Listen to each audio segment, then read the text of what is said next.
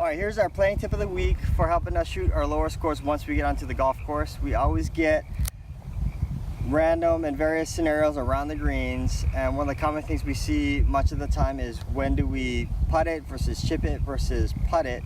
The easiest thing to remember is you want to putt it any chance you get.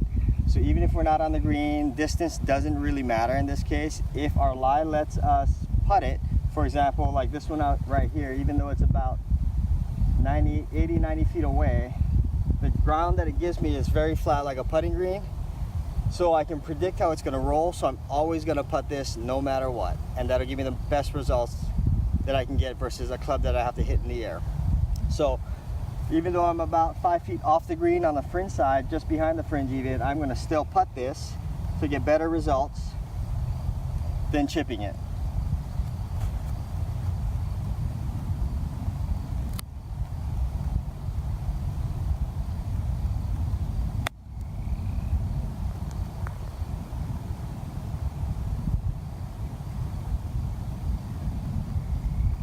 Pretty good for me.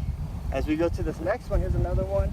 Gets us a little closer. And if this one here is maybe a foot and a half off the edge of the green on the fringe, still lengthy, I'm still going to putt this because I know and I can predict everything that's coming out and how the ground's going to roll. So I'll still go through my same putting routine. So I'll pick my line and take my practice, and then I'll hit it.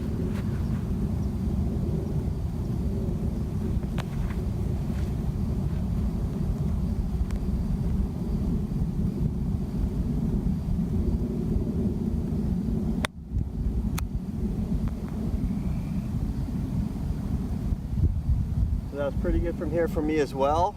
Definitely a lot more control than if I had any kind of club or iron in my hand. As we go around, we have another scenario out this way. As we're coming in, this is definitely a lot closer.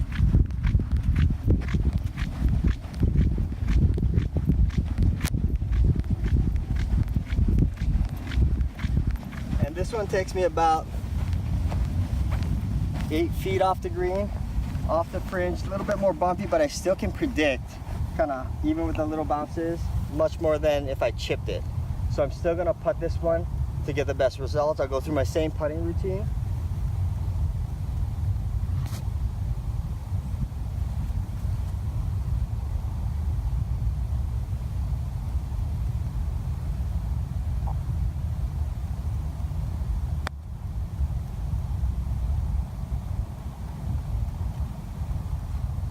Okay, and that's good for me again.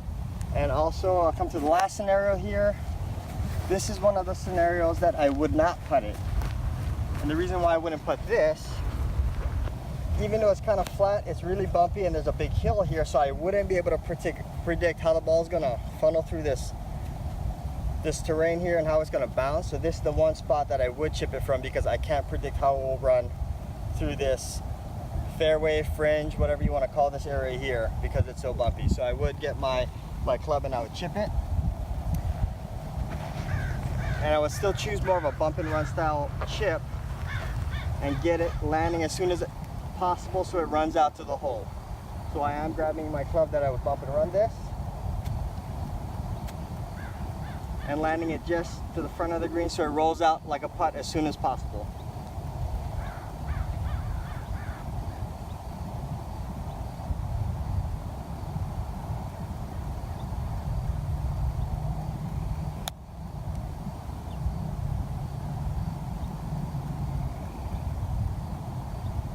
So again, every shot that we do around the green, if you can mimic a putt or get it looking like a putt as soon as possible, even though I grab an iron in my hand to cover or fly over this area, I'm still wanting to land it on the green and making it roll like a putt as much as possible.